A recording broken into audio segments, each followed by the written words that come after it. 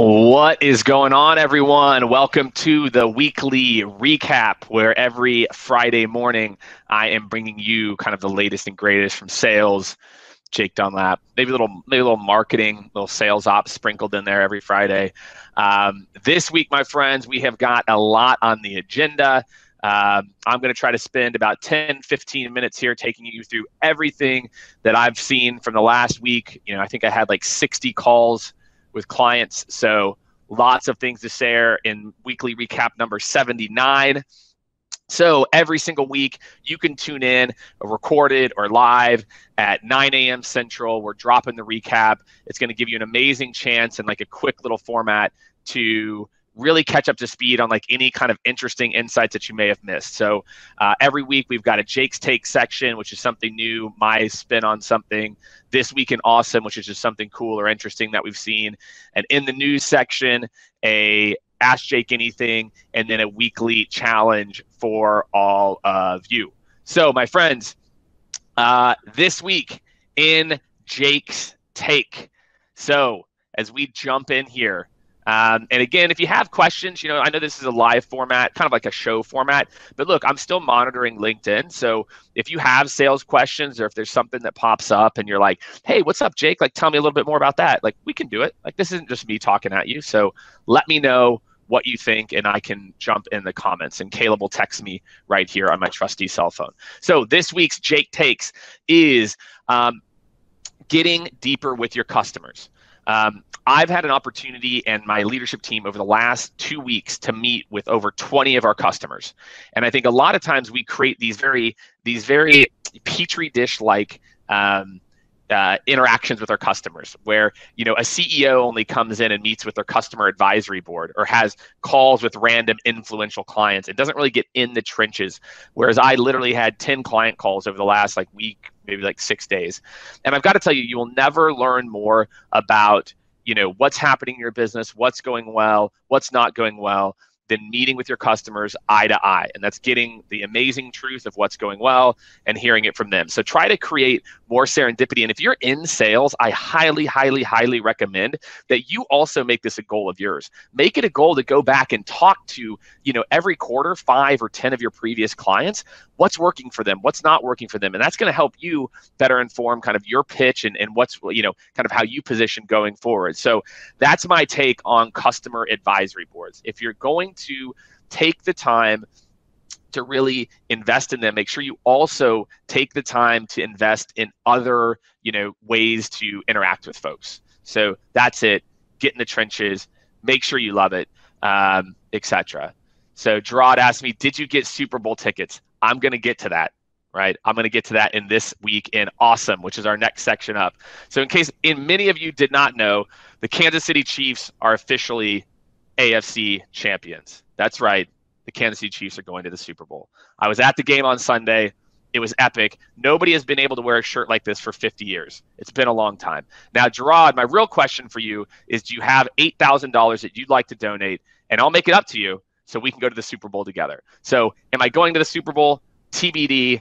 Wife says no. I say hell yes. I went to both World Series for Kansas City, but I've got to see. I'm not 100% sure yet is what I'm getting at. Brandon Flory, what's going on, man? Thanks for tuning in, brother.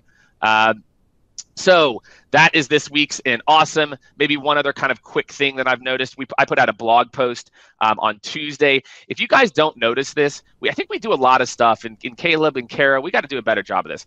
I think we moved it to Wednesday now. So it's every Wednesday morning at 7:30 a.m. Central, 8:30 a.m. Eastern. I drop a new blog post, 500 to 1,000 words on a topic that I've been talking about. We did a post on. And so this week, I want all of you to go to my articles section. And I'm telling you, if you are in sales, just go like binge read that this weekend and go to like my YouTube channel. I've got like 400 something videos there now. Kara's insane. She just like makes like new videos every week. So this week I talked about, we had a big end of year push. We had a gap. We had some like massive deals that had kind of fallen out toward the end of the year that we were counting on that were in kind of commit phase. And we had a pretty large gap to get to our annual number. And look, as a CEO, I'm not too proud. I've got to get in there and make things happen. And so I'll tell you, in this kind of end of the year crunch, one of the most important things that I can tell you is that planning is everything. And so the more that you plan in advance, and then also just always having a contingency plan. And so I think that's something that I've always done is like I always have a plan of what happens if things don't happen. So you're not just relying on those, you've got something to kick in. So that's my big advice for everyone, for like, again, the blog post that we put out this week is always plan for the worst case. If you always plan for the worst case, you're rarely just going to be caught with your pants down. So again, if you have Super Bowl tickets, you want a good friend who's going to pay for beers, who's going to pay for swag, let me know. I'd love to go to the Super Bowl with you. All right. This week's in the news, LinkedIn's Global Talent Trends 2020 report is now out. Why should any of you care? You're in sales or marketing. Why do you give a shit about LinkedIn's global talent? Well, let me tell you, the war for sales talent is at an all-time high. I had someone, I did a post not too long ago where we talked about, our sales. I think somebody asked me the question, like, are salespeople getting worse? Or, is there like bigger divide? And I said, look, it's just that there's more sales jobs available than ever before.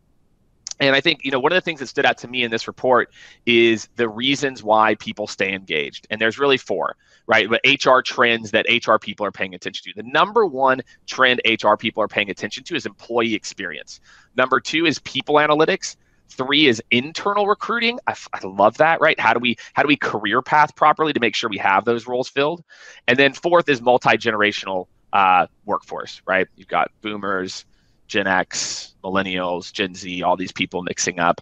But I just want to talk a little bit about employee experience, because I think this is the real differentiator that a lot of people, especially in sales, we like to focus a lot on compensation, right? We like to focus a ton on, do I pay this person correctly or do I not? But the real reason that people stay isn't for an extra $5,000. It's the way that you treat them. And I'm not, I'll share with Skaled, like we had some tough times in like late summer, early fall, and it really made us evaluate and, kind of our employee experience. What are we doing from the top down, sideways to make sure that when people come to the company, they leave better? And so we created a whole program called the Skaled Difference, which is basically if you're a client of ours and you come and work with us, we're going to make a difference and impact on your business. If you work at Skaled, we're going to make an impact on your career. And those are the types of things that, if you're in HR or you're hiring people, look for ways that you can enhance the experience of your employees. I am telling you again, the data shows that this is like one of the top trends. And then Kara, can you go ahead and copy and paste the link to this in the, I think will be a good article for people to like take a quick gander at. Do people still say that? Take a gander? Like, I don't know if that's like too old timey of a saying. Not 100% sure. Oh, look, Kara already did it. She's just all over it. What's going on, Chris Rangel? Thanks for tuning in, my man. So, all right. Gander. Caleb says gander, apparently. So it's not that old timey. I still think to take a gander is still like fairly old timey if I'm like not too insane. Okay. All right, my friends. So next up we have arguably my favorite section, which is Ask Jake Anything. Hashtag Ask Jake Anything. This has picked up a lot of steam. I'm getting a lot of these Ask Jake's Anythings. I've even got an impromptu one that I'm going to get involved with here. Brandon Flory tossed one out. So I'm going to go down with 2 Ask Jake Anythings. And again, if you hashtag Ask Jake Anything, I will try to get to it. Brandon Flory says, no, people don't. Bill says, gander is a great word. Bill, I appreciate that. Thank you for saying that. I don't have too many crazy ones. Again, I did grow up in the Midwest. And so, being in New York for so long, I had a lot of people that would, what did I say? I used to say, lipstick on a pig. You can't put lipstick on a pig. And that was another saying that my New York people were like, what does that mean? I'm like, how do you not know what lipstick on a pig means? It's like a very common saying. I think it's a very common saying. I don't know. All right, so this week's Ask Jake Anything. This is where you send me sales questions, I answer them. And let me give you a really good example of this. I want everyone to go check out my posts, not right now, after we end this. Go check out the post I did last night. There was a woman who sent me a DM. She's like, "Hey Jake, I don't know if you can have time to do this." I said, "You know what? I don't have time to to go into detail. I'm going to put a post about this next week." And so I put a whole post about enterprise sales, and a ton of people got value out of it. I think we got like a few, 50,000 views or something like that. So I'll do my best to answer your questions. All right, so this week I've got 2 questions. I'm going to tackle Mike Reed's question first. Mike Reed is a marketing consultant at Encore Business Solutions. Shout out to Mike Reed. Let's make sure to tag Mike so he knows that we got at him here. He said, how much overlap in skill set do you see between sales ops and marketing ops? This is a really, really good question because I see a lot of early stage companies kind of blend these 2 things together. Let me tell you my difference. Marketing operations in particular. One, marketing organizations are just not as big as sales organizations. If you're in B2B, right? B2C, it's like completely different. Mike, I'm taking 100% B2B approach. So if it's B2C, everything I'm saying is literally going to be the exact opposite. Marketing operations in B2B is typically more technical. That it's a lot about how do you keep these wheels in line, because you're trying to make people do things without having to talk to them or interact with them other than in digital format, right? Or maybe a mix of digital and physical if you're using events, etc.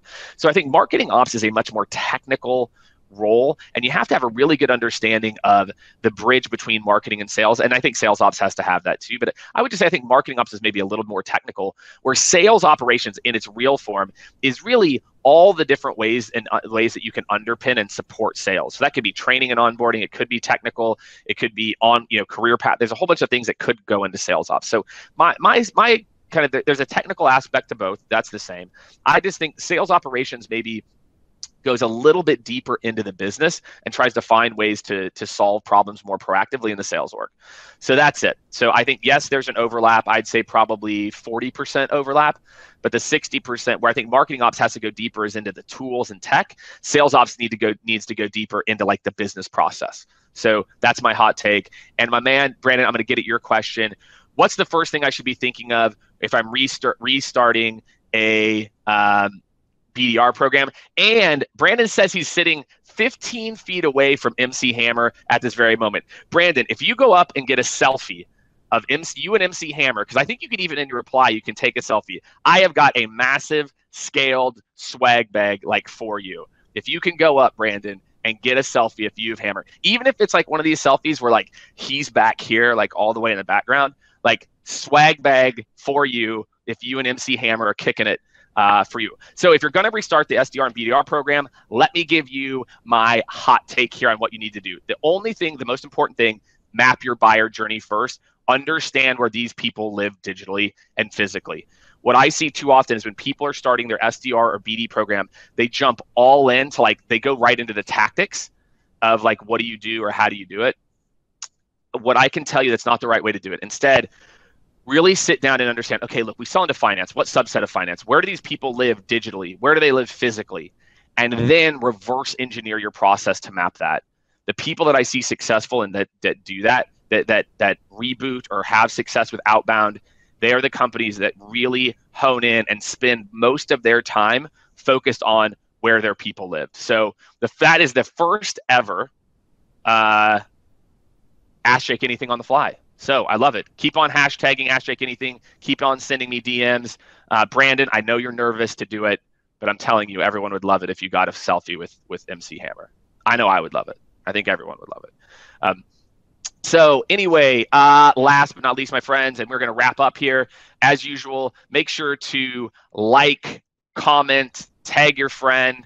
Let me know like what you think of this live format. We're thinking about going back to the video. We got a lot of interaction today, which I'm loving. Maybe it's the Chiefs. Maybe you guys are all pumped up for the Chiefs like I am too. I get it. It makes sense to me, right? Is this week's weekly challenge. So again, in this week's Get It Done, I have a challenge for you, for all of you, is find one way to stand out this week. It could be posting on LinkedIn. It could be having a difficult conversation with your boss. But if every week you make one little progress point to step out of your comfort zone, you multiply that over all your work weeks. At the end of a year, you end up a transformed person. And so you don't have to, don't worry about what your boss says. Do what you think is right and try to step out of your comfort zone. So what I want all of you to do is if you try something new, DM me, let me know how it goes. But don't let fear of something you've never done before stop you. Try something new. That is my challenge in this week's Get It Done. So this is weekly recap number 79. Again, let's see. I'm going to check in one more time to see if you got this selfie. You better go get that selfie, man. All right. I don't know. Brandon, all right. You should see the security. Brandon, we're talking about like the long distance selfie. I get it, dude. I'm not going to make you do it. All right. Or maybe you just like snap a pic at Hammer time. Or give him, you know what you should do? You should be like, Hammer, too legit. I remember at the skating rink. I remember going around the skating rink and we were doing too legit, too quit. I don't know if anybody remembers that. If you grew up in the 90s, you know what the hell I'm talking about. All right, my friends, that's weekly recap number 79. Tag your friends, like and comment, and I'm out.